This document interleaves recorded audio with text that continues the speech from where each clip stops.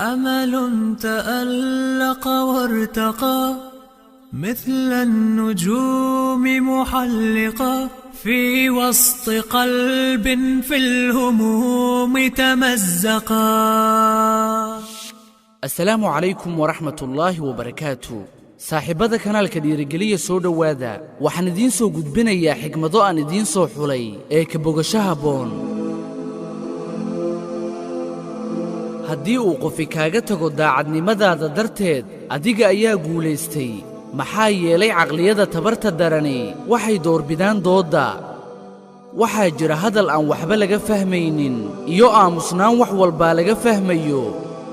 dadku way ku nacayaan haddii aad tahay mid iyaga ka duwan, balse sida runta ah waxay jeclaan lahaayeen haddii ay yeelan lahaayeen qayb ka mida geesinimadaada.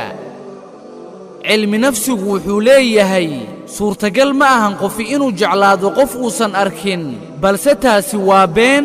maxaa yeelay waxaynu jecel lahay nebi muxammed sallallahu calayhi wasallam annagoonan arkin.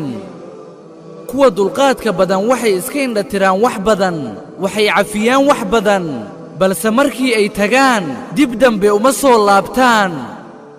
karaamadu waa inaad bixisaa wax ka badan intaad awoodid, sharaftuna waa inaad qaadataa wax ka yar intaaad u baahan tahay.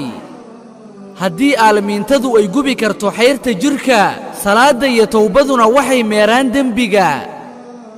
ardayda kuwa ugu fiican waxbarashada waxay noqdaan dhaqaatiir iyo injineero, kuwa ku xigana maamulka iyo ganacsiga ayay ku biiraan, kuwa ku sii xigana siyaasadda ayay ku biiraan, waxayna hoggaamiyaan xitaa labadii dufco ee ka aqoonta badnayd. waxaase la yaab leh in kuwii aanan waxba baran ay noqdaan odayaasha qabiilka ee ay dhammaantooda talada ka qaataan. qofka iska indhatiraya xumaanta ma ahan midaanan ka jawaabi karin, ee waa qof gartay qiimaha midka xumeeyey ee iska indhatiray. wuxuu kaloo gartay qiimaha naftiisa, wuxuuna ka ilaaliyey wax kastoo aanan u cuntamin. karaamadaadu waa sida daawadii oo kale, haddaba ka fogay meelaha ilmaha gacmahoodu gaari karaan. sababta keliya ee baadilku uu u sii jiro waa aamusnaanta kuwa leh damiirka nool. ilaahay ku asuray adigoo saaran saqafka macsida, kuma fadeexaynayo adigoo ku hoos jira garbaha towbada.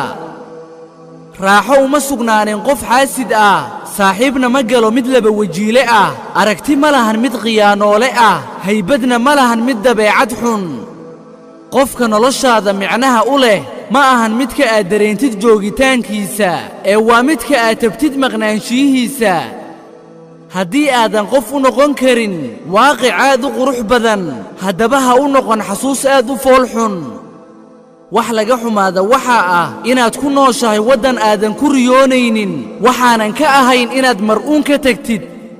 dadkoo dhan waxay rabaan inay jannada aadaan, haddana qofna ma rabo inuu dhinto.